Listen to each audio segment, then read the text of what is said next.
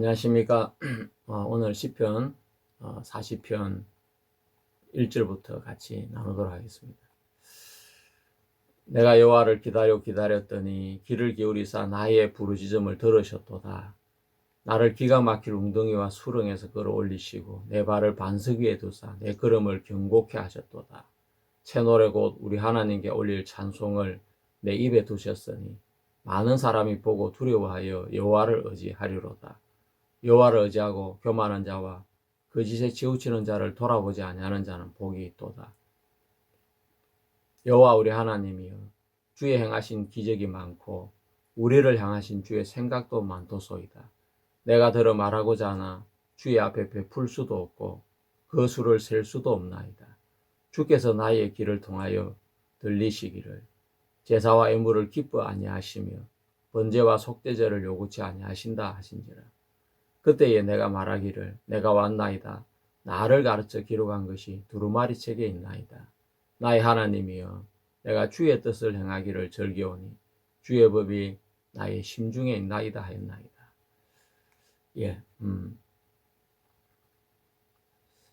시편 공부를 시작한 지 한 10개월 이렇게 됐는데 벌써 시편 40편을 하게 되었습니다. 너무 감격스럽고 제가 시편을 펼 때 과연 이걸 내가 다 할 수 있을까 그런 마음이 들었는데 지금은 너무나 가슴이 행복하고 하나님이 시편 안에 이런 아름다운 하나님의 비밀들을 또 신앙의 세계들을 계시해 놓으셨구나 그런 마음이 들어지니까 너무 감사한 마음이 들어졌습니다. 시편 1권은 다윗의 시인데 한마디로 말하면 예수 그리스도의 계시가 그 안에 담겨져 있고 크게 두 부분으로 나눈다면 1편부터 20편까지는 악인의 득세 속에 의인의 고난이 담겨져 있습니다. 그 안에 예수님께서 가룟 유다에게 팔려서 재판을 받으시는 그런 장면들이 시편 2편에 있고 또 시편 8편에는 성육신이 되신 예수 그리스도에 대한 이야기, 시편 16편에는 예수 그리스도의 부활을 예고하는 내용이 담겨 있습니다. 뿐만 아니라 시편 21편부터 41편까지는 예수 그리스도에 대한 부분이 많이 담겨져 있고 예수님 안에서 신앙을 하는 의인의 신앙에 대한 이야기를 주로 하고 있습니다. 자, 오늘 우리는 시편 마지막 38편부터 41편 다윗이 병중에서 지어진 시인데 이 시들을 쭉 연결해서 보면 너무나 은혜스럽고 마침 큰 그림이 이루어지는 걸 볼 수 있습니다. 시편 2편에서 예수 그리스도의 그 모습을 발견할 때 흥분하게 되는 것처럼 병중에 있는 그 다윗에게 하나님께서 또다시 그리스도를 계시해 주시는데 정말 마음이 흥분될 수밖에 없습니다. 시편 40편과 41편에는 그리스도가 분명하게 계시되어 있습니다. 오늘 우리가 그 부분으로 같이 들어가서 다윗이 계시받았던 예수 그리스도 그분을 만나 뵙는 시간을 가지겠습니다. 시편 40편은 크게 두 덩어리로 되어져 있습니다. 1절부터 10절까지는 구원의 경험과 정언이 나오고 또 나머지 부분은 현재의 고난 속에서의 간구가 나오고 있습니다. 하나님을 향한 신뢰로 마지막까지 이어지는 신뢰의 시를 쓰고 있는데 이것은 다윗의 전형적인 언약적인 구조를 가지고 있습니다. 1절을 한번 먼저 보면 1절에 기다리고 기다렸더니 라는 이 표현이 있습니다. 여호와를 향하여 그가 내게 기울이시고 내 부르짖음을 들으셨도다 라는 이 구절은 단순한 기다림이 아니라 온 존재로 당기듯이 붙들고 기다리는 것을 표현합니다. 습볼적인 식으로 말하면 나는 기다린 것이 아니라 하나님께 매달려 있었다라고 해석할 수 있습니다. 그리고 2절에 그가 나를 끌어올리셨다. 파멜의 구덩이에서, 진창에서 내 발을 반석 위에 세우시고 내 걸음을 견고하게 하셨다. 이렇게 해석이 되는 이 부분은 끌어올리셨다는 이 표현은 스스로 나온 것이 아니고 외부의 개입으로 강제적으로 구출이 된 것을 표현을 하는 것입니다. 나는 올라온 것이 아니라 끌려서 올라왔다는 표현입니다. 이때의 구덩이는 단순한 구멍이 아니고 부패나 파멸이나 죽음이 진행되는 상태를 의미합니다. 그래서 이미 무너지고 있는 그 존재의 상태를 구덩이에다가 표현을 했고, 진창은 발을 디딜 수 없는 상태로 움직이면 더 빠져들어가는 늪과 같은 것을 말합니다. 그것은 바로 시편 38편에서 자신의 죄악, 아본을 발견한 그 상황과 정확하게 일치를 합니다. 또 반석은 흔들리지 않는 기반으로 외부에서 주어진 자리입니다. 내가 만든 기반이 절대 아니라는 것입니다. 또 걸음을 견고하게 하셨다는 것은 단순하게 안 넘어지는 것이 아니라 새 방향과 새 안정성을 의미하는 표현입니다. 그래서 쉬운 말로 번역하면 나는 기다렸다, 아니 매달렸다. 내가 아니라 그가 몸을 굽혀 나를 들으셨다. 나는 깊은 구덩이에 있었다. 무너지고 썩어지고 빠져나올 수 없는 상태에 있었다. 그러나 그가 나를 끌어올리셨다. 내가 움직였어가 아니라 그가 손으로 나를 붙잡았기 때문이다. 그리고 나를 그냥 꺼내신 것이 아니라 완전히 다른 곳에 세우셨다. 흔들리지 않는 반석 위에 이제 나는 더 이상 빠지지 않는 존재가 아니라 세워져 있는 존재가 되었다. 이렇게 해석을 하면 좀 더 쉽게 알아들을 수 있는 해석이 됩니다. 자, 우리가 1절에 나오는 내가 여호와를 기다리고 기다렸더니 하는 이 표현은 우리가 정말 언제 들어도 은혜스러운 표현이라 할 수밖에 없습니다. 어거스틴은 시편을 해석할 때 그리스도와 교회의 음성으로 읽고 해석했습니다. 그래서 어떤 시편은 다윗의 마음의 표현이 너무 분명한데 그리스도의 음성으로 읽을 때 이해가 안 가는 시들이 간혹 있었습니다. 그리고 그리스도와 교회의 음성으로 읽으면 다윗이 그 상황을 통해서 겪었던 다윗의 마음이나 그리고 그 마음의 결과로서 얻어진 세계들, 그것을 우리가 교훈으로 얻을 수가 있는데 그런 교훈을 얻을 수 없는 그런 아쉬움을 남게 됩니다.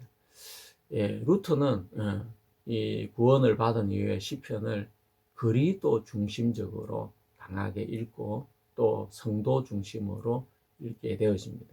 그래서 루터의 해석은 굉장히 강력한 복음적인 해석이 되어집니다.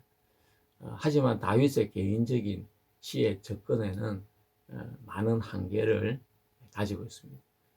저는 이 시편을 이해하기 위해서 제가 시편을 큰 글자로 출력을 해가지고 책으로 한 권 만들어서 매일 시편을 1시간, 2시간씩 붙잡고 읽고 앞뒤로 5장씩 읽기도 하고 또 한 줄씩 읽기도 하고 또 이해가 안 가는 단어가 있다면 원어를 찾아가지고 원어의 뜻을 물어가면서 읽기도 하고 하면서 지금까지 시편을 공부해 왔습니다.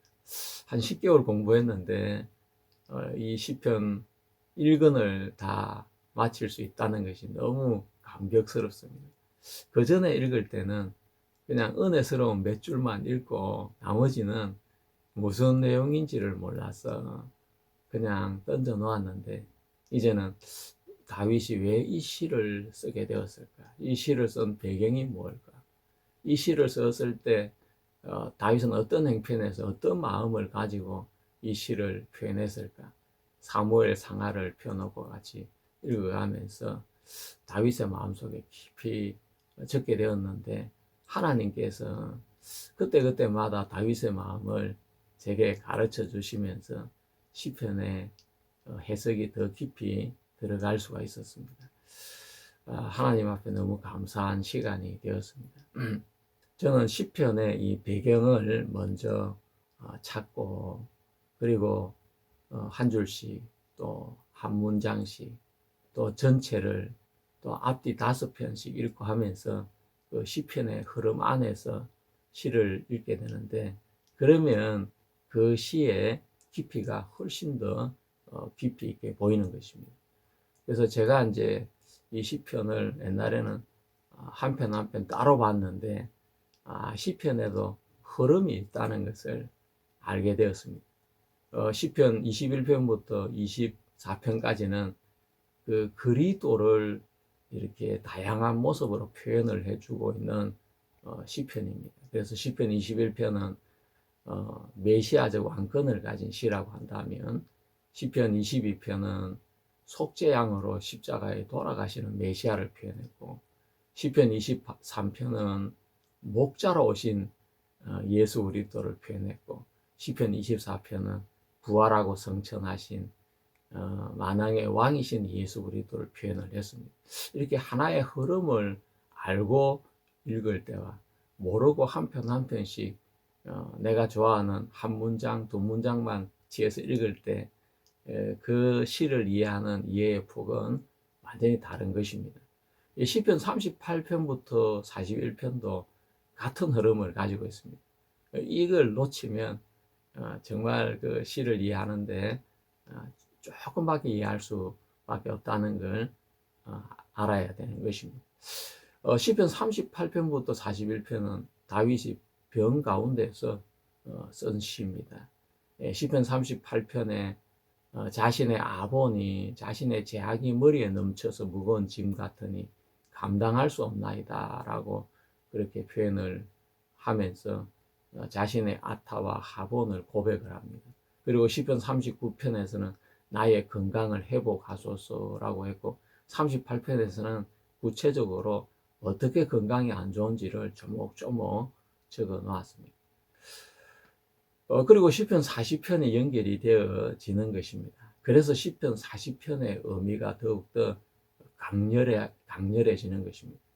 시편 39편의 인간의 연약함이나 또 종말을 인식한 것, 이 육체의 허무함을 고백하면서 하나님, 나는 사라지는 존재이기에 나의 건강을 회복시켜 주십시오라고 기도를 했는데, 하나님은 그 기도에 기다리고 기다린 응답이 시편 40편에 나오는 것입니다. 그 답은 너무 놀라우게 어떤 육체의 질병에서 구원이라기보다 메시아를 통해서 그를 구원해 주시겠다는 하나님의 대답인 것입니다.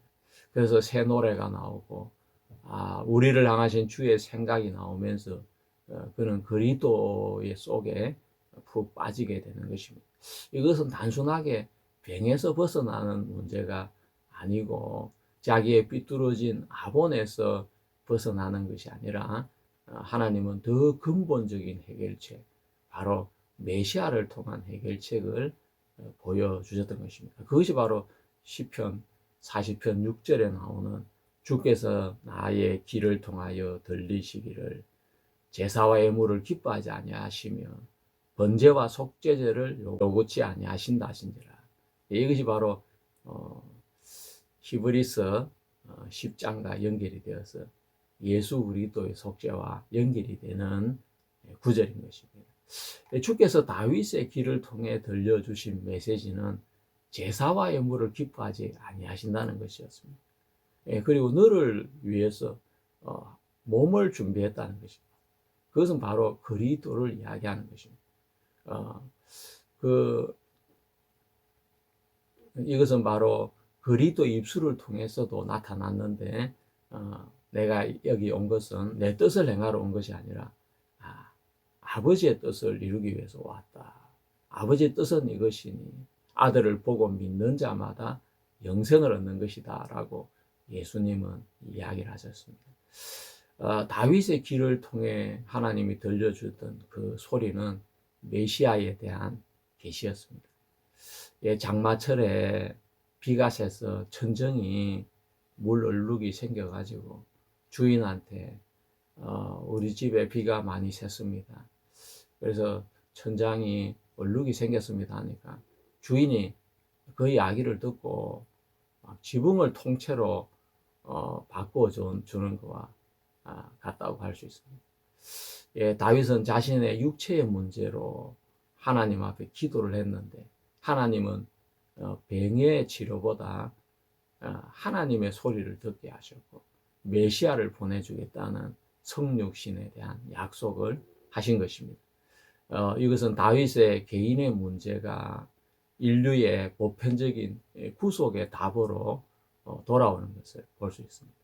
그래서 다윗은 새 노래로 하나님을 찬양할 수밖에 없고 대예에서 의의 기쁜 소식을 전할 수밖에 없게 되어지는 것입니다. 시편 40편은 다윗이 자신의 제약된 삐뚤어진 왜곡된 내면의 악을 발견하고 하나님 앞에 기도를 드렸는데 그 악의 구덩이에서 건져내실 뿐만 아니라 길을 열어서 제사 개념이 계획이 돼야 된다는 그 이야기를 해주시고 바로 메시아의 등장을 말씀해 주셨던 것입니다. 다윗의 기도에 하나님의 해결책은 표면적인 문제를 해결하는 것이 아니라 근본적인 원인인 죄와 아본과 죽음의 구조를 해결하시는 메시아로 말미암아 완벽하게 해결이 되는 것입니다. 자, 우리가 루터가 이 시를 어떻게 해석했는지 좀 오늘은 루터의 이야기를 한번 들어보겠습니다.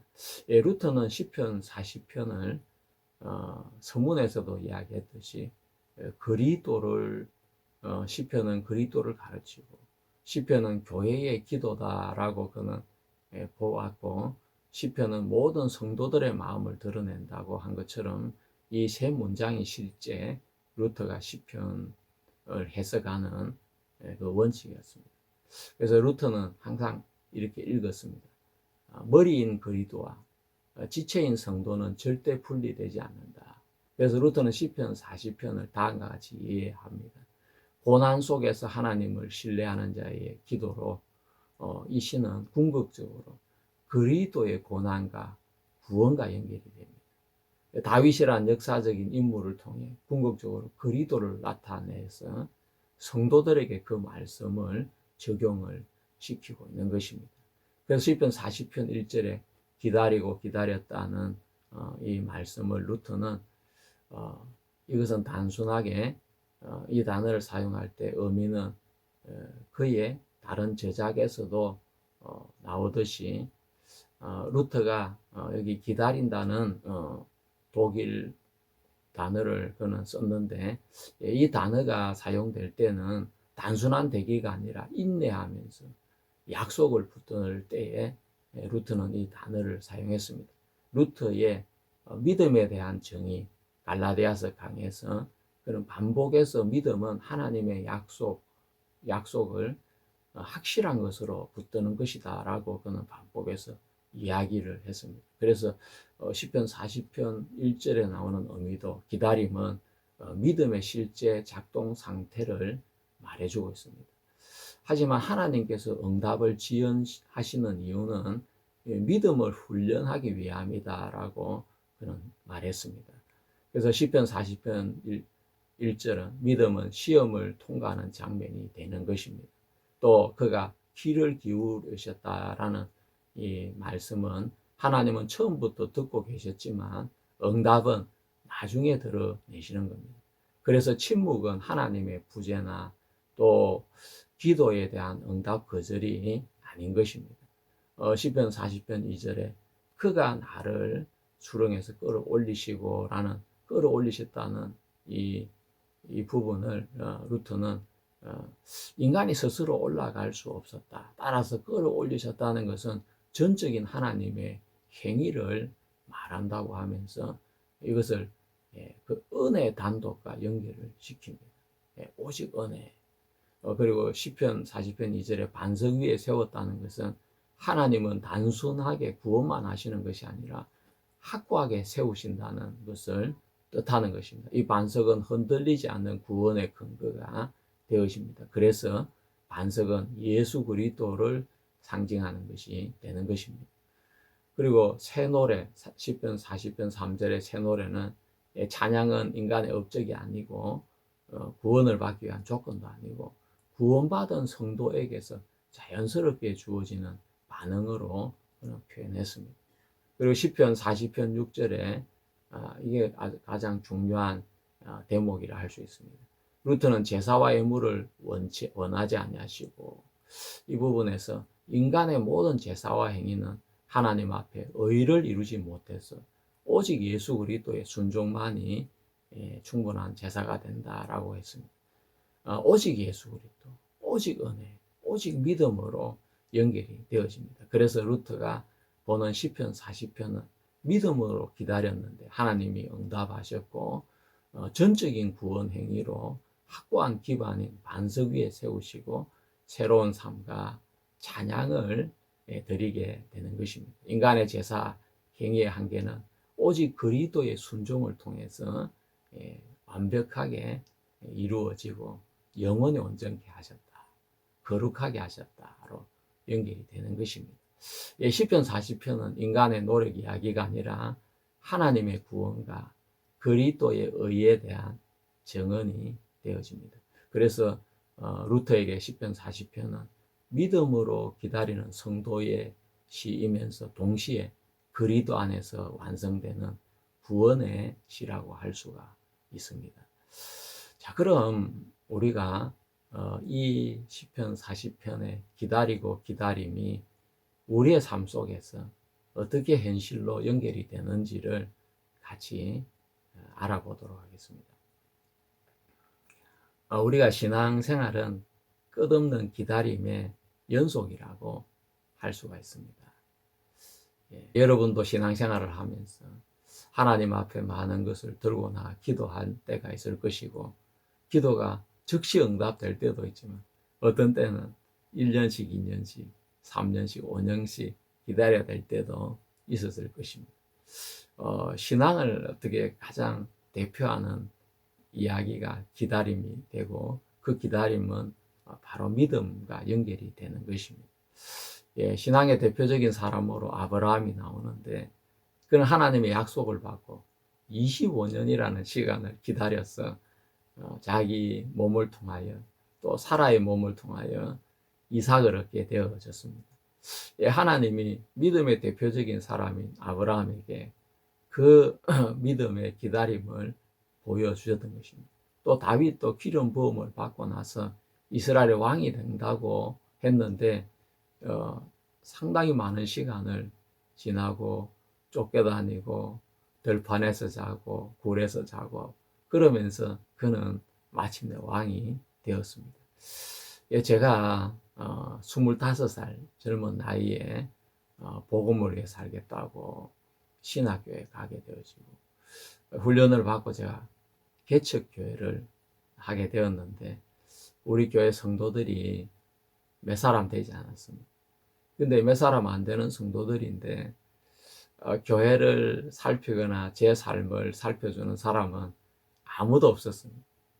그래서 제가 이제 하루는 쳐다보니까 어떤 젊은 청년이 우리 교회에 나오는 분인데 우리 교회 옆에 있는 테니스장에 와서 테니스를 치고 가는데 교회는 오지 않고 예배는 오지 않는 걸 보았습니다.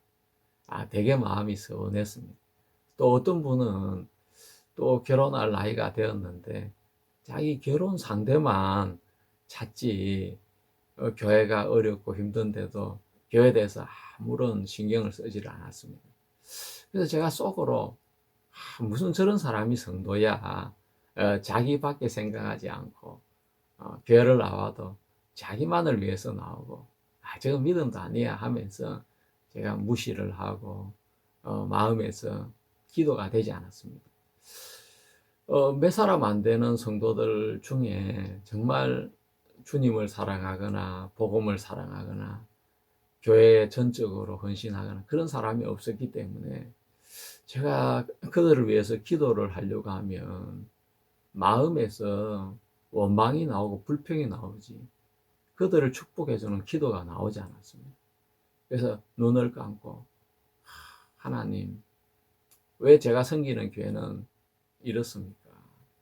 우리 교회 성도들은 몇 사람 되지 않는데 다 자기 삶에 빠져 있고 자기 문제만 해결하려고 하고 있지. 교회를 돌아보거나 복음을 전하거나 주님의 뜻에 관심을 가지고 있는 사람은 아무도 없어 보입니다. 하면서 제가 기도를 하는 것이 아니라 제 너뚜리를 하나님 앞에 또 제 마음의 고통을 하나님 앞에 토로하기 위해서 예배당에서 무릎을 꿇고 기도를 하다 보면 하나님께서 기도를 한참 하다 보면 내가 그런다고 해서 성도들을 원망하거나 저주할 수가 없게 되고 야, 저 사람들도 다 어려운 가운데 하나님을 믿고 예수 그리스도의 보혈로 죄를 용서받은 성도들인데 하나님은 저들을 얼마나 사랑했을까. 나는 저들의 행위를 보고 저들을 판단하고 또 마음을 닫고 이러지만 예수님은 저들이 구원받기 위해서 하나밖에 없는 생명을 송두리째 주신 분이 예수님이신데 그러면서 그 성도들 한 분 한 분의 상황을 생각할 때 저도 모르게 마음이 바뀌고 그들을 축복해 달라고 하고 그러면서 1시간, 2시간씩 기도를 하고 눈을 떠보면 제가 기도를 시작할 때는 제 마음이 거친 들판과 같았다면 기도를 마치고 났을 때는 제 마음이 어, 천국의 예수님의 보좌 옆에 앉아 있는 것처럼 제 마음에 놀라운 변화가 일어났습니다. 그렇게 몇 차례 기도할 때마다 처음에는 원망하고 불평하고 또 탄식하고 너뚜리하고 그렇게 시작했다가 나중에 또 그들을 구원하신 하나님을 생각하면서 감사하고 축복하고 하다가 보니까 하나님이 나에게 원하는 것은 저 성도들의 겉으로 드러난 형편을 보지 말고 내가 저들을 위해 피를 흘려 주었다. 저들을 위해서 내가 모든 걸 다 희생했다. 내가 사랑하는 양떼들이다. 그 주님의 마음을 제가 알게 되었고 그들을 위해 마음으로 기도를 하게 되었습니다.